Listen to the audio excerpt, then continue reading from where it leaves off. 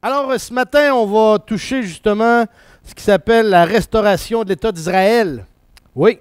Alors, on sait qu'on est maintenant rendu dans les derniers temps de l'ère de l'Église et surtout, on est rendu à la dernière Église, la dernière période, celle de la période de Laodicée. Et cette période, justement, au niveau de l'Église de Laodicée, les derniers temps de l'Église, où c'est que l'Église est rendue tellement tiède, est rendue tiède et même pas froide, mais tiède, où elle joue à l'Église pratiquement. C'est presque ça qu'il faut dire, parce que il y a des gens qui se disent chrétiens, mais qui ne vivent pas comme des chrétiens, puis ainsi de suite. Alors, dans les derniers temps de cette période de l'Église-là, il y a des événements bien précis qui, depuis justement la semaine dernière, on a regardé ça, on a commencé à regarder ces choses-là, et puis il y a des événements, une séquence d'événements qui nous conduisent et qui nous permettent de nous rapprocher vers la grande tribulation.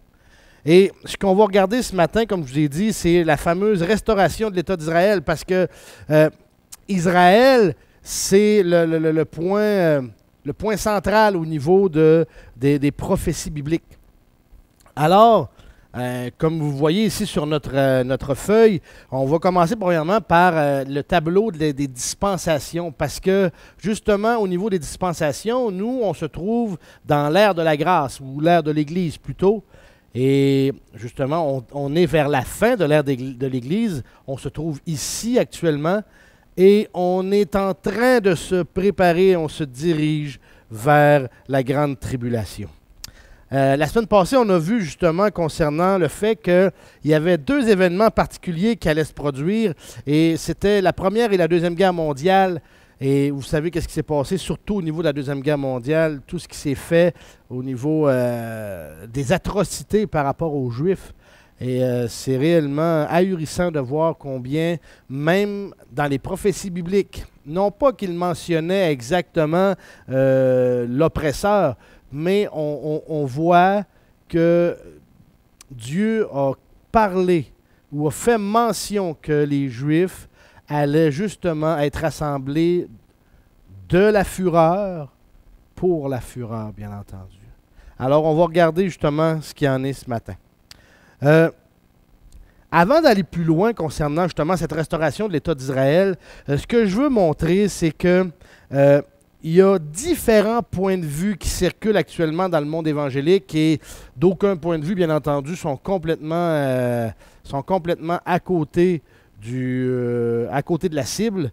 Et puis, c'est ce qu'on va regarder pour vous montrer des fois les différents courants de pensée qui traînent et que même dans nos églises évangéliques, il y a certains partisans là-dessus. Et malheureusement, bien, quand on en fait l'étude plus en profondeur, on voit que ces points de vue-là ne font pas la route. Premier point de vue que j'aimerais qu'on regarde rapidement, c'est celui-ci. C'est que le premier est celui qu'on appelle communément la théologie du remplacement, ou d'autres vont prendre le terme amillénarisme. Selon ce point de vue-là, l'État hébreu actuel n'est seulement qu'un accident de l'histoire qui n'a absolument rien à voir avec les prophéties bibliques. La théologie du remplacement. Ce point de vue-là soutient que lorsque la nation d'Israël a rejeté Jésus en tant que Messie, Dieu en a fini avec le peuple juif. En conséquence, on a des prophéties qui ne sont pas encore accomplies pour le peuple juif et une absence de restauration ultime. Quand Israël a rejeté le Messie, toutes les alliances qu'elle avait conclues avec Dieu auraient été transférées à l'Église. Donc, ce qu'on appelle d'où vient une certaine théologie du transfert. Autrement dit, selon les partisans de ce point de vue-là, ou les amillénaristes, quand Israël a rejeté le Messie, l'Église a remplacé Israël aux yeux de Dieu, d'où le terme théologie du remplacement. Donc, l'Église serait ainsi l'accomplissement des promesses faites à Israël. Donc, maintenant, qu'en est-il de toutes les promesses où il est question de rassemblement des Juifs du monde entier? Savez-vous ce que les amillénaristes répondent? C'est que ces prophéties-là ne doivent pas être interprétées de manière littérale, mais de façon allégorique, de sorte que le rassemblement serait le symbole de tous les élus se joignant à l'Église. Selon eux autres aussi, les Juifs peuvent aussi être sauvés de nos jours, mais ils doivent se greffer au reste de l'Église. Dieu n'aurait donc aucun projet de restauration pour Israël en tant que peuple. Alors, le présent État hébreu actuel, l'Israël actuel, politique, qu'on voit dans les nouvelles et qu'on entend parler partout, serait donc, selon eux, un simple accident historique. Un autre point de vue à cette heure. Un point de vue qui dit que l'État hébreu actuel, c'est la restauration ultime d'Israël. Tu sais, on voit qu'on est à l'opposé. Autrement dit, le début de l'accomplissement de toutes les prophéties. Ça, c'est l'autre extrême, puis l'autre extrême qui est très dangereux. Pour eux autres, de plus en plus de Juifs vont se tourner vers Israël ou vont retourner en Israël jusqu'à ce qu'ils soient au complet là-bas. À un moment, ils seront soumis à une régénération, puis au salut, puis après ça, le Messie va revenir. Quand on leur demande d'expliquer justement les prophéties faisant état de la colère divine et d'une tribulation devant précéder la fameuse période de restauration, ben, ils répondent que les prophéties concernant la restauration ont déjà été accomplies à la Deuxième Guerre mondiale, quand on a vu ou qu'on a entendu parler de l'Holocauste nazi. Vous savez, lorsqu'ils ont sous Hitler, les nazis en Allemagne ont tué plus de 6 millions de Juifs. Alors, pour eux autres, aucune autre tribulation n'est requise. Le pire est déjà arrivé. Et savez-vous ce qu'il y a de pire par rapport à ça? Les adeptes qui tiennent ce point de vue-là voyagent à travers le monde. Et ils voyagent à travers le monde pour encourager les Juifs à retourner en Israël. Ils consultent également des groupes juifs, des Juifs croyants, bien entendu, des Juifs messianiques, des congrégations messianiques et d'autres pour culpabiliser les Juifs croyants qui ne retournent pas immédiatement en Israël. Et malheureusement, justement, s'ils ne retournent pas en Israël, ben selon ces adeptes, ces gens-là qui pensent au point de vue-là, ben les Juifs, ils pêchent encore. Eux autres estiment ou affirment que Dieu appelle tous les Juifs, particulièrement les Juifs messianiques, les Juifs croyants au Messie, à retourner en terre promise. Puis quand ils justifient leur point de vue selon les Écritures, ils mentionnent que les passages où les prophètes appellent les Juifs à quitter Babylone, ben, pour eux autres, ils considèrent que la Babylone, dans le passage en question, dans la parole, est allégoriquement utilisée et représente les États-Unis. Mais là, ce que les gens viennent leur dire, oui, mais quand ils parlent de l'Euphrate, la rivière de l'Euphrate qu'ils doivent traverser, eux autres disent encore une fois, allégoriquement, c'est dangereux. L'allégorie peut nous emmener n'importe où. Hein? Et eux autres affirment que le fameux fleuve Euphrate, ben, ça représente allégoriquement, bien entendu, la rivière Hudson dans l'État de New York. Alors imaginez les prophètes de l'époque, s'ils avaient vu ça de même, ça aurait été épouvantable. Selon ce point de vue-là, encore une fois, on vit actuellement la restauration finale d'Israël et l'accomplissement des prophéties sur la restauration, du moins à ces stades précoces, si on est au début de la restauration. C'est un point de vue qui est encore chambranlant, c'est l'autre extrême.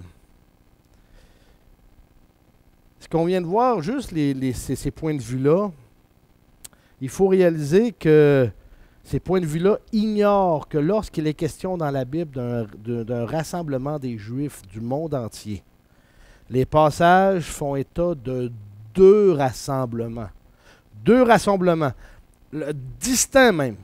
OK? Le premier rassemblement, c'est le rassemblement dans la non-croyance, celui qui est en préparation pour le jugement.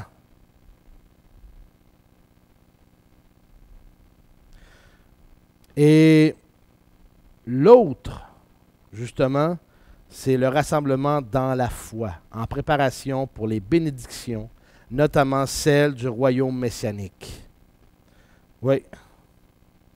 Et j'aimerais juste, justement, par rapport à ça, un des passages que j'aimerais qu'on regarde, c'est le fameux passage sur Ézéchiel 20, 33 à 38. Ce ne sera pas long. Ézéchiel 20, 33 à 38.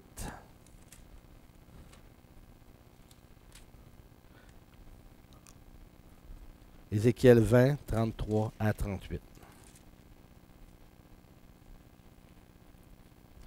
Alors, on va aller ici. Alors, ça dit ceci. Ézéchiel 20, 33 à 38. Ça dit, « Je suis vivant, dit le Seigneur l'Éternel, à main forte, à bras étendus, et avec effusion de colère, je régnerai sur vous. Je vous ferai sortir d'entre les peuples, je vous rassemblerai des pays dans lesquels vous avez été dispersés, à main forte, à bras étendus, avec effusion de colère. Et je vous amènerai dans le désert des peuples, et là j'entrerai en jugement avec vous face à face. Comme je suis entré en jugement avec vos pères dans le désert du pays d'Égypte, ainsi j'entrerai en jugement avec vous, dit le Seigneur l'Éternel. Puis je vous ferai passer sous la verge, et vous ferai rentrer dans les liens de l'alliance. Je séparerai de vous les rebelles et ceux qui se sont révoltés contre moi.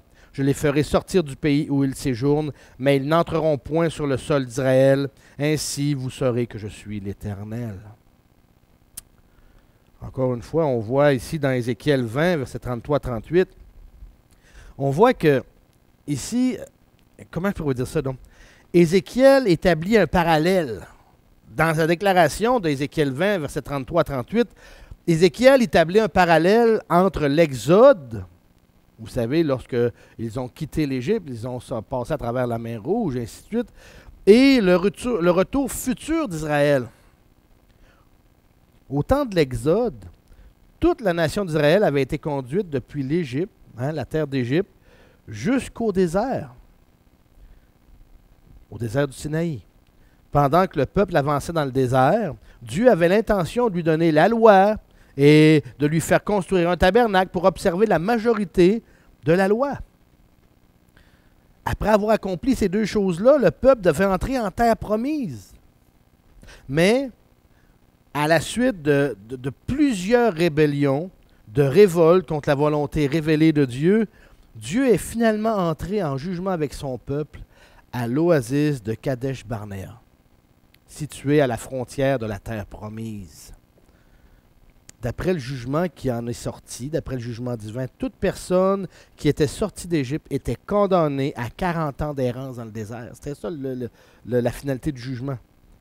Pendant cette période, toutes les personnes sorties d'Égypte devaient mourir, à l'exception de 2 hommes justes. Vous rappelez-vous lequel? Ou lesquels plutôt? Caleb et Josué. C'était les seuls qui avaient cru Dieu lorsqu'ils avaient été faire leur tour pour prendre connaissance du terrain.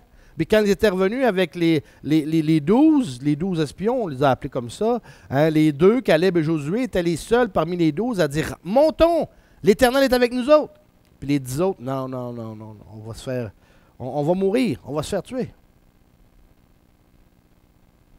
Alors, ces 2 hommes-là ont pu passer à travers le jugement et aussi toute personne de moins de 20 ans. Alors, 40 ans plus tard, une toute nouvelle génération, une génération libre et non pas asservie à l'Égypte, a pu entrer en terre d'Israël sous la direction de Josué. Cet événement-là, historique, constitue une toile de fond pour le futur de la nation. Parce qu'encore une fois, selon Ézéchiel 20, 33, 38, selon Ézéchiel, un événement similaire va se produire dans l'avenir. Dieu rassemblera d'abord tout son peuple de toutes les régions du monde dans la fureur et pour la fureur. Oh oui, oh oui. Et regardez ce qui est dit. Vous savez, en effet, dans la fureur, les Juifs ont en effet été rassemblés dans la fureur de l'Holocauste, à la Deuxième Guerre mondiale, où 6 millions de Juifs ont perdu la vie. Cet événement-là a préparé la scène mondiale pour la création de l'État hébreu, pour le rassemblement dans la non-croyance. Aujourd'hui, en Israël, je pense la majorité des Juifs ou des Israéliens, c'est des non-croyants. La majorité, c'est énorme.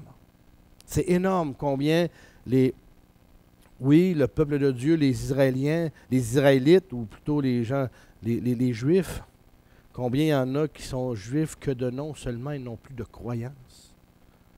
J'ai dans ma parenté des gens d'origine juive et c'est la non-croyance complète, là. Il ne veut pas rien savoir de Dieu. Même il me dit souvent que c'est moi qui l'enseigne plus concernant sa religion que lui peut en connaître. Mais j'en ris, mais c'est presque pathétique à ce niveau-là. Ouais, ils vont être rassemblés dans la non-croyance. Et c'est évident par l'emploi du mot, justement, ou de l'expression, quand il dit, dans Ézéchiel 20, ça dit, verset 34, « Je vous ferai sortir d'entre les peuples, je vous rassemblerai des pays dans lesquels vous avez été dispersés. » Comment? À main forte, à bras étendus et avec effusion de colère. C'est pas rien, là. C'est pas rien. L'objectif de Dieu est le royaume messianique. Mais les moyens pour l'atteindre sont la colère et le jugement. Donc, il s'agit d'un rassemblement dans la non-croyance qui se produit après que Dieu aura versé sa fureur pour le peuple juif ou sur le peuple juif. Mais comme le rassemblement se trouve être dans la non-croyance, il vise une colère future. Une colère future au cours de laquelle Dieu va entrer à nouveau en jugement avec son peuple pour éliminer les rebelles. Et après avoir éliminé les rebelles, le reste de la nation se tournera vers l'Éternel, qui dit, encore une fois, dans Ézéchiel 20, le verset... Attends une minute que je peux se trouver. OK, verset 37. Puis je vous ferai passer sous la verge et je vous ferai rentrer dans les liens de l'alliance. Oui, qui va les mettre dans les liens d'alliance. Il va les faire rentrer, c'est-à-dire la nouvelle alliance. La nouvelle alliance qu'on lit dans Jérémie 31, les versets 31 à 34. Toute la nation sera alors sauvée. Ce sera donc une nouvelle nation, une nation régénérée qui entrera dans la terre messianique d'Israël, ayant pour roi le Messie dans le cadre de la restauration ultime. Le passage d'Ézéchiel qu'on vient de lire, Ézéchiel 20, fait donc clairement allusion au retour en Israël dans la non-croyance en préparation pour le jugement. Puis ce jugement-là va donner lieu au salut national, puis à la restauration finale de la nation. Prenons un autre passage, justement, que Ézéchiel 22, verset 17 au verset 22. Ézéchiel 22, encore une fois. On a aussi Ézéchiel 36, verset 22 au verset 24. On a Ésaïe 11, verset 11. Prenons Ésaïe. Prenons plutôt Ézéchiel 22. Ézéchiel 22 pour tout de suite, car il est encore plus... Il réellement nous donne un bon un bel alignement par rapport à ce qu'on voit, même si les autres passages nous sont intéressants aussi. Ézéchiel 22, verset 17, ça dit, la parole de l'Éternel me fut adressée en ces mots, « Fils de l'homme, la maison d'Israël est devenue pour moi comme des scories. Ils sont tous de l'airain, de l'étain, du fer et du plomb dans un creuset. Ce sont des scories d'argent. C'est pourquoi, ainsi a dit le Seigneur l'Éternel, parce que vous êtes tous devenus semblables à des scories, voici, je vous rassemblerai au milieu de Jérusalem. Comme on réunit dans le creuset l'argent, l'airain, le fer, le plomb et l'étain, qu'on y souffle le feu afin de les fondre. Ainsi, je vous rassemblerai dans ma colère et dans ma fureur, et je vous mettrai au creuset pour vous fondre. Ouf, je vous amasserai, je soufflerai contre vous le feu de ma fureur, et vous serez fondus au milieu de Jérusalem. Comme fond l'argent dans un creuset, ainsi vous serez fondus au milieu d'elle, et vous saurez que moi, l'Éternel, j'ai répandu sur vous ma fureur. Ouf, hein, il parle, vous savez, pour fondre des métaux, ça prend de la chaleur, beaucoup de chaleur. Et la chaleur, bien entendu, c'est quand il fait chaud qu'on voit que les imperfections, et quand le métal est en fusion, que toutes les imperfections sortent, que le métal est épuré. Alors, Ézéchiel 22, c'est l'idée de purifier dans la fureur du jugement. On voit également dans Ézéchiel 36, versets 22 à 24. On le voit aussi, comme je l'ai dit tout à l'heure, dans Ésaïe 11, de 11 à 12.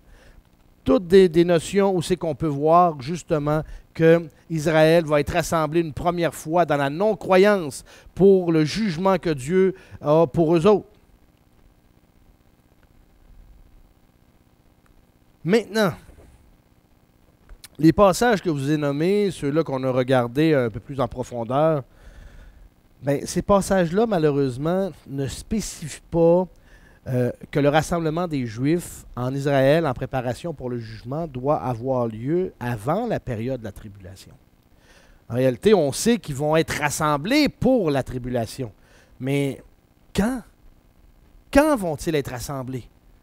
Bien, la parole de Dieu nous dit quand ils vont être rassemblés. Et on va tourner à l'instant même dans Sophonie. Sophonie chapitre 2, les versets 1 à 2. Sophonie chapitre 2, versets 1 à 2. Et on va regarder ce qui est dit. Ça dit, recueillez-vous, recueillez-vous, nation sans pudeur, avant que le décret enfante et que le jour passe comme la balle, avant que l'ardeur de la colère de l'Éternel vienne sur vous, avant que le jour de la colère de l'Éternel vienne sur vous. Ouh! OK. Sophonie est un autre prophète qui nous rappelle justement des événements de la sorte. Vous savez, le prophète parle tout le temps d'un terme, d'une expression, le jour de l'Éternel. Le jour de l'Éternel. Comme on le trouve dans certaines traductions, on entend parler aussi du jour du Seigneur, le jour du Seigneur. Vous savez, cette expression-là, le jour de l'Éternel, ou le jour du Seigneur, ainsi de suite, ou le jour de la colère, cette expression-là fait toujours référence à la grande tribulation. Ne vous trompez pas, quand on entend parler du jour de l'Éternel, ou le jour de la colère, ou ainsi de suite, ça fait toujours référence à la grande tribulation. Et Sophonie 2, les versets 1 et 2, porte sur un événement qui doit se produire avant le début du jour de l'Éternel. Au verset 1, il est demandé à la nation d'Israël de se quoi? De se rassembler. Recueillez-vous, recueillez-vous, nation sans pudeur. Recueillez-vous, rassemblez-vous. Ce verset montre d'ailleurs qu'il s'agit d'un rassemblement dans la non-croyance. Le verset 2, le mot avant. Le mot avant est utilisé 3 fois par rapport avec le passage précédent portant sur quoi? La tribulation. La fameuse tribulation. Donc, une des fois concerne la période avant le jour de l'Éternel, qui concerne encore une fois la grande tribulation.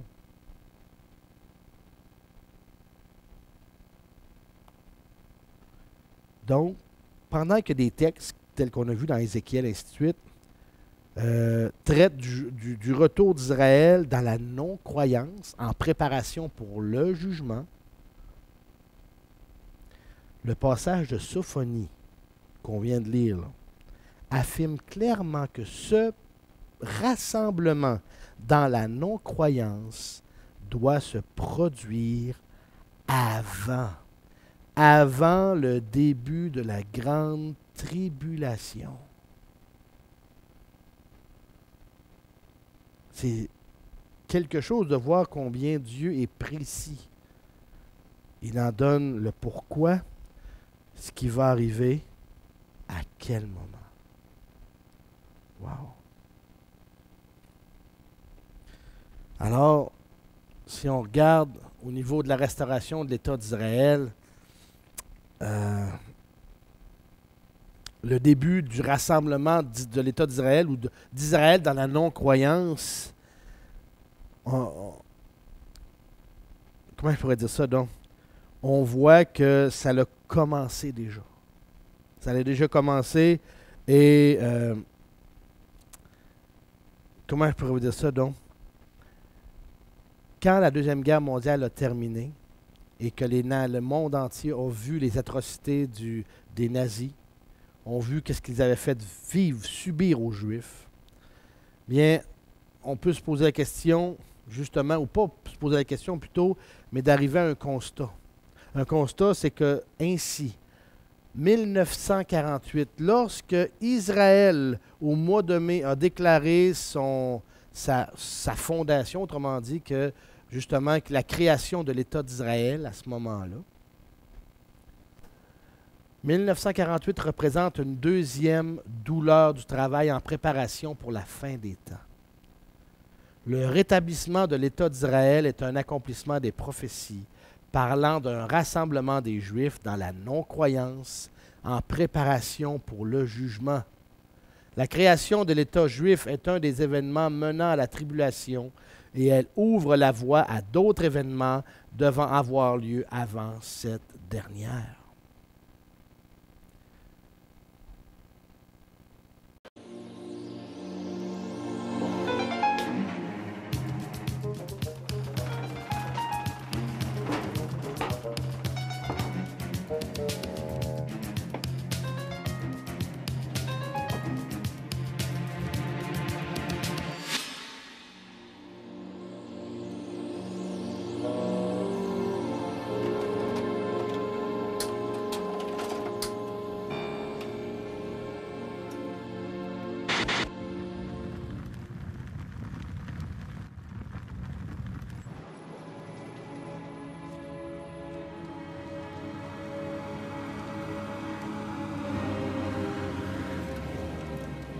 Qui, le 8 mai 1945, aurait pu croire que le peuple juif parviendrait en 3 ans à donner corps enfin à un projet, la création d'un État d'Israël en Palestine, dont la mise en œuvre commence dès le début de ce siècle, malgré l'hostilité des peuples arabes environnants. À cette date, en effet, un tiers de la population juive mondiale a disparu dans les chambres à gaz et les camps d'extermination nazis, notamment dans cette Europe de l'Est qui a été, depuis le début du siècle, le réservoir de l'émigration vers la Palestine. Pourtant, 3 ans plus tard, presque jour pour jour, le 14 mai 1948, le président de l'agence juive, David Ben-Gurion, peut proclamer l'indépendance de l'État d'Israël, fort d'un vote des Nations Unies de novembre 1947 en faveur du plan de partage de la Palestine qui le légitime. Comment un tel retournement a-t-il été possible? Une telle victoire était-elle inévitable? À vrai dire, non. Les chances pour le mouvement sioniste en Palestine de se transformer en État sur une partie substantielle du territoire mandataire sont extrêmement faibles en 1945. Quelles sont les forces hostiles à la création d'un État juif à cette période? Aux États-Unis, malgré des déclarations contradictoires, Roosevelt y est opposé. Sans opinion précise, son successeur Harry Truman y est d'abord plutôt hostile devant les objurgations des alliés anglais et du département d'État. Pour compléter le tableau, il faut ajouter l'arrivée au Congrès américain, dès 1944, d'une majorité de nouveaux élus républicains, volontiers xénophobes et isolationnistes, nullement acquis en tout cas à la cause des Juifs, et enfin l'éveil du Maroc à l'Irak d'un nationalisme arabe moderne qui, bien souvent, s'identifie déjà à la cause des Arabes de Palestine. À Londres, Churchill continue à éprouver des sympathies idéalistes pour le sionisme, à la manière de son devancier Lord Balfour, mais sans vouloir ni pouvoir lever les objections de tout l'establishment britannique, passionnément pro-arabe, dont la visée à long terme est de préparer avec les monarchies arabes alliées l'affrontement géopolitique avec l'Union soviétique et de préserver ainsi les routes du pétrole. À Moscou, enfin, la situation n'est guère meilleure. Le mouvement communiste a toujours dénoncé le sionisme, même le plus proche de lui, celui des sionistes marxistes du Hashomer Hatzair, comme une idéologie hostile. Plus grave, plusieurs membres de la haute direction soviétique envisagent dès 1945 de procéder à une campagne systématique de mise au pas des Juifs. Les décrets en matière de culture inspirés par Andrei Jdanov, le numéro 2 du Parti communiste à partir de 1946, provoquent un climat de suspicion envers tout ce qui n'est pas strictement russe, cosmopolite, comme on le dira de plus en plus par la suite. Si le martyre subi par le peuple juif a bien suscité quelques sympathies actives, il a aussi donné lieu à quelques déchaînements antisémites après la guerre. C'est ainsi qu'en 1946, dans la petite ville de Kielce, au centre de la Pologne, une populace enhardie par les encouragements de l'église catholique locale massacre une centaine de survivants qui avaient cherché à se réinstaller. À vrai dire, seule la France, expulsée de Syrie dès l'automne 1944 par les intrigues de la diplomatie britannique, est à cette époque acquise très largement à la cause de l'État juif. Mais elle se relève à peine et ne pèse plus du même poids dans les affaires de l'Orient compliqué. De surcroît, le Vatican, très hostile au nom des chrétiens du monde arabe à la création d'un État juif en Palestine, influence négativement un Quai d'Orsay constamment occupé à l'époque par ses amis du Parti démocrate chrétien, le MRP. Dans cette sombre conjoncture internationale, la situation propre à la Palestine est-elle au moins meilleure? La Palestine, ancien territoire ottoman, a été confiée par la Société des Nations aux Britanniques comme territoire protégé sous mandat, ouvert à la constitution d'un foyer national juif, selon les termes de la déclaration Balfour de 1917. Dès le début des années 30, la montée des périls en Europe et en Inde conduit la Grande-Bretagne à juger dangereuse pour la sauvegarde de ses intérêts globaux dans le monde musulman la poursuite d'une politique d'immigration juive en Palestine.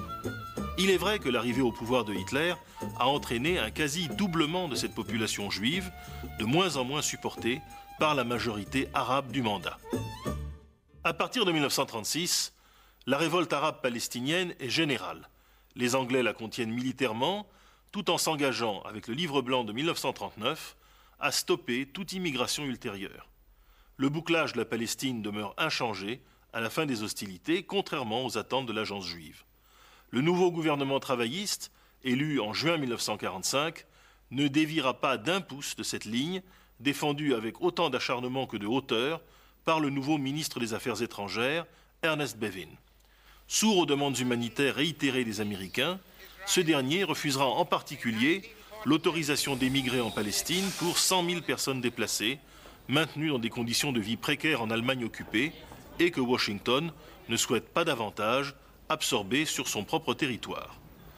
Devant ce refus, les forces majoritaires, modérées du sionisme se joignent à partir de l'automne 1945 aux nationalistes extrêmes de l'Irgun et du groupe Stern pour organiser une guérilla active contre l'administration britannique, devenue ennemie déclarée.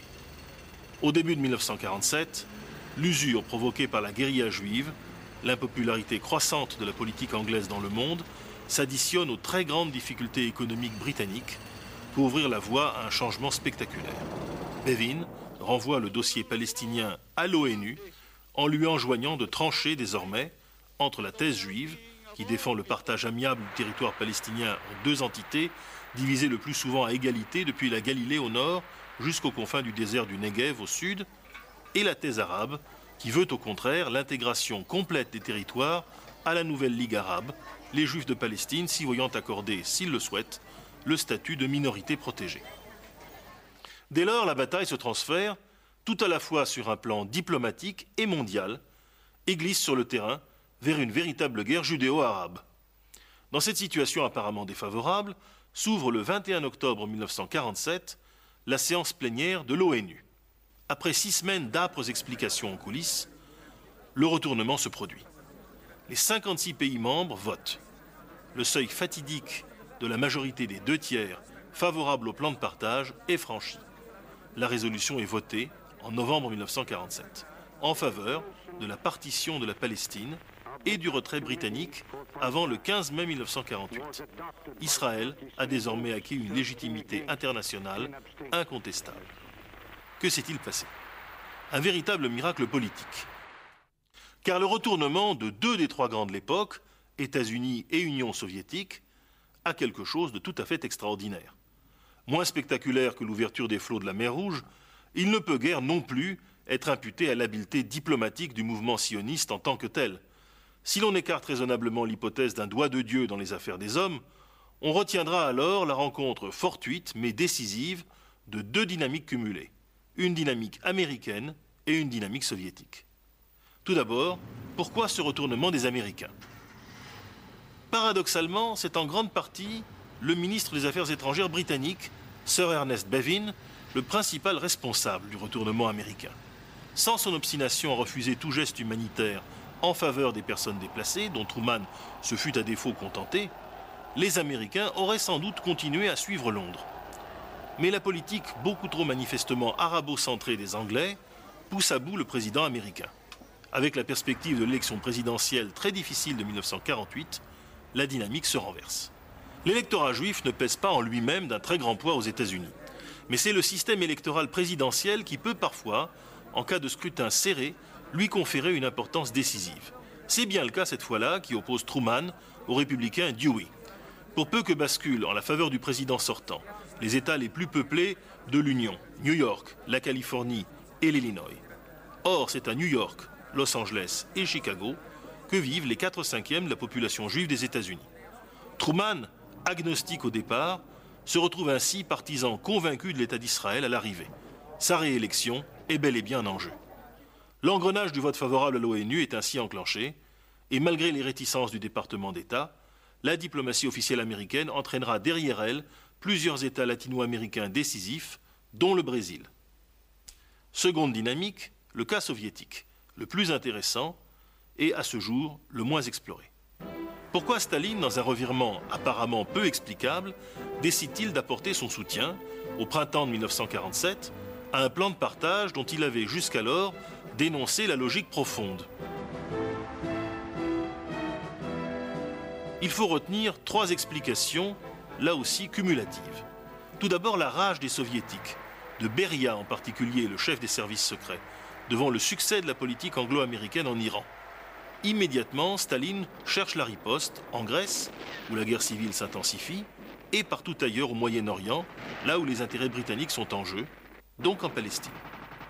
Ensuite, il y a la pression qui s'exerce tout de même en faveur du sionisme de gauche, du côté des très nombreux cadres juifs des nouveaux partis communistes au pouvoir en Europe de l'Est. Troisième explication fondamentale, des rivalités masquées au sein de la direction soviétique. Beria, lié au chef du courant technocratique, Malenkov, et à l'ancien Premier ministre Molotov, toujours en charge de la diplomatie, s'oppose à Jdanov, tenant d'une stratégie de confrontation internationale, d'antisémitisme à l'intérieur et d'épuration du parti et des services secrets. Quelques mois plus tard, Andrei Jdanov et ses amis perdent la partie au Kremlin et l'Union soviétique se lance dans l'aide militaire ouverte à Israël. Pourtant, 2 ans plus tard, en 1950, Staline sonnera la fin de la récréation pro-israélienne. La campagne antisémite la plus terrible de toute l'histoire soviétique se déclenchera avec une violence exceptionnelle. Plus jamais Moscou ne soutiendra l'État juif, c'en sera fini de l'amitié israélo-soviétique. Il n'empêche, cette convergence unique en son genre des 2 grands de l'après-guerre, une dernière fois réunis pour assurer la survie d'Israël, a de quoi surprendre au moment où leur affrontement se généralise de Berlin à la Grèce et à la Chine. Sans cette extraordinaire conjonction de facteurs, qui ne lui ont été que brièvement favorables, sans doute Israël n'aurait pu vaincre. Sans doute aussi est-ce ce sentiment de précarité que l'on retrouve inconsciemment à la racine tant de l'intransigeance arabe ultérieure que de l'obstination israélienne à survivre coûte que coûte.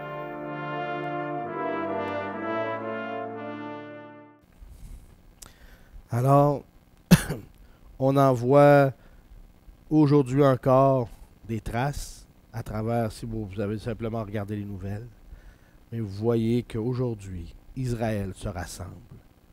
Un premier rassemblement dans la non-croyance qui va conduire cet Israël-là au jugement, ou plutôt en jugement avec Dieu. C'est tout pour cette semaine. On va tout simplement reprendre, on va poursuivre la semaine prochaine avec une autre portion concernant justement ces choses-là par rapport à Israël. Et justement, qui se trouve à être dans la fin de l'ère de l'Église, hein, où on se trouve dans l'Église de Laodicée, et ce sont des événements qui nous conduisent vers la grande tribulation. Mais on sait une chose, que ce qui va déclencher la grande tribulation, c'est la signature d'une alliance de 7 ans entre l'Antichrist et Israël. Mais ça, ce sont des choses qui sont à venir. Prions. Père éternel, on est devant toi, Seigneur. Je t'ai prie que tu puisses diriger nos cœurs, tu puisses nous faire comprendre, Seigneur grand Dieu, que, oui, Israël se réunit, se rassemble à l'heure actuelle. Et, Seigneur, ce rassemblement-là est pour entrer en jugement avec toi. On te demande de nous aider à bien saisir, à bien comprendre les événements actuels, même quand on regarde la télévision, on regarde, Seigneur, les nouvelles, afin de saisir toutes choses et de voir, Seigneur, que tout se met en branle. C'est merveilleux de voir combien tu es précis dans ta parole. On t'aime, Seigneur. Au nom de ton Fils Jésus qu'on te le demande. Amen.